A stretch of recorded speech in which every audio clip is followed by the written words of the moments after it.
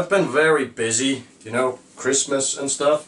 I was gonna do this video that I'm doing now, like right after I did the last one. In fact, the last one was supposed to be the intro of this current video, but like I said, busy, so you're only getting it now. Anyway, I just want to go over the stjórnarsáttmála, which I think would be best translated as governing treaty.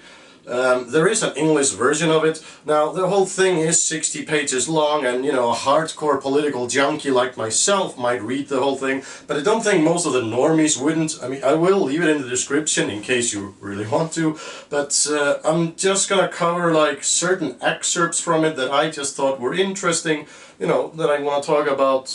So yeah, stjórnarsáttmála, or governing coalition treaty or whatever, it's so it's like, it doesn't contain any direct like bills or legislation or any of that sort. It's just sort of, yeah, the blueprints to what the government is trying to achieve on its term. And alright, and at the top of page 17, here's something that should get you really hard if individual rights are what you're most passionate about.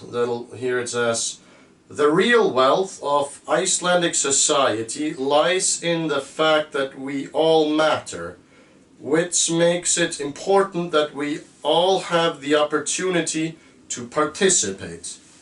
Individuals are at the heart of the system, whether they are children, the disabled or handicapped, or persons who have moved here to participate in Icelandic society.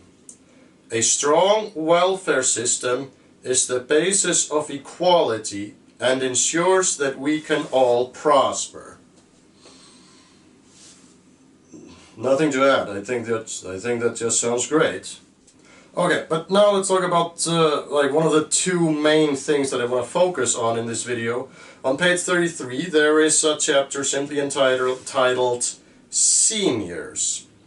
The individual should be the focus of the system and have access to integrated services, home nursing and support services.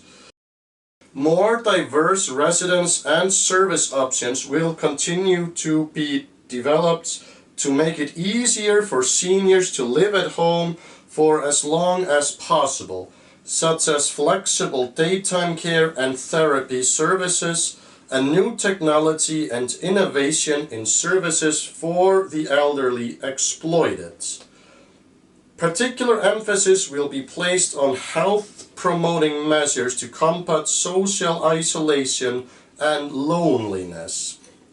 Older people will be able to actively participate in the labor market, I don't know what EG stands for, by increasing flexibility in retirement age in the public sector. Improvements to the financial situation of pensioners will continue, with special regard to the least well-off. The social security system for senior citizens will be re-evaluated, and the income level where reduction begins due to employment income will be doubled at the end of next year. We need to look at ways to reduce the marginal effects of income testing and income taxes on Social Security and to make the system more transparent and fairer. Particular attention must be paid to persons with high housing costs by providing increased support and increasing the supply of inexpensive rental housing for the elderly in collaboration with municipalities and seniors organizations, including through the public rental housing system.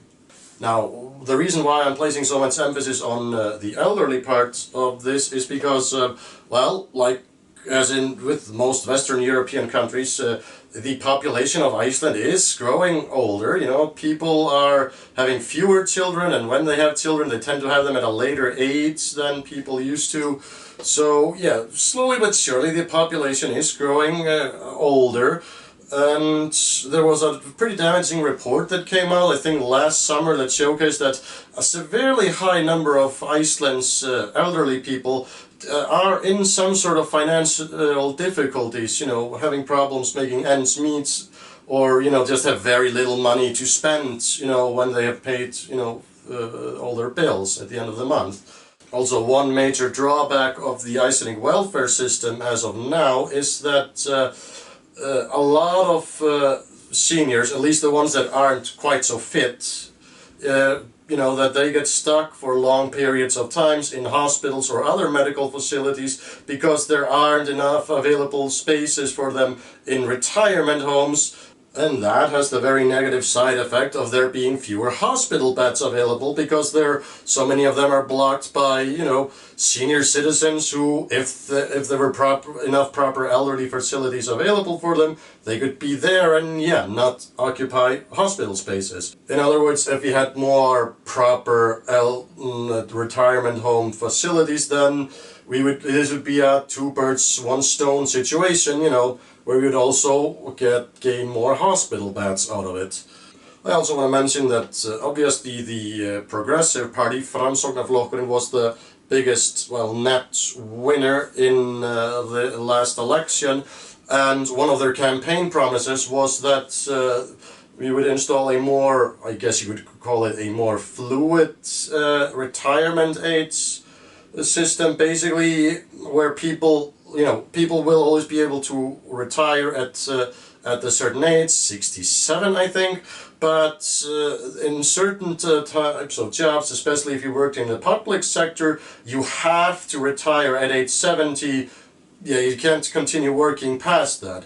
And they want to make the laws more fluid, so if you are able to work and you really want to, then you should be allowed to. And I think that makes a lot of sense, because I think in some cases we're just throwing away a lot of talent needlessly. There's tons of 70+ people out there who are perfectly happy with the job they have because, you know, they're passionate about it, or just they like the income or whatever, and, you know, they have probably earned a very high degree of skill set over decades of working. So yeah, if they want to continue working, let them.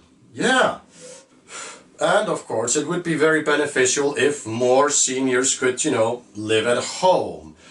Iceland really lags behind most of our Western European neighbors in the sense that a very high percentage of our elderly, you know, move into retirement homes or some sort of medical facilities. A very low percent lives alone at, in their homes because, well, there is a very limited range of services available to them, you know, where, I don't know, a nurse were to check up on you 2 times a week just to make sure that you're taking your meds and everything is fine.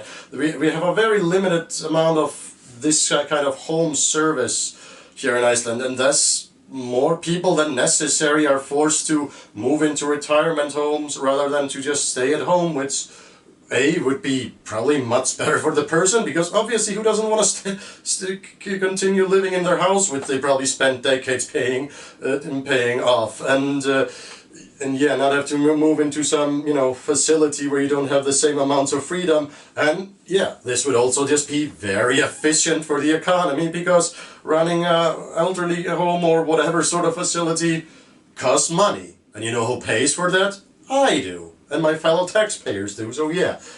Það skilvirkt að halda gömlu fólki heima hjá sér. That should have been the whole campaign slogan somebody should have used, like, nei, loka hurðinni, vertu heima. Anyway, I really hope that you liked this video. If you did, please like and subscribe, and please leave a comment also. Comments really help in the algorithm. I mean, not really. I mean, the algorithm really hates me for some reason. So yeah, if you ever see the algorithm walking down the street, please give it a nice kick in the gut from me. Fuck that guy.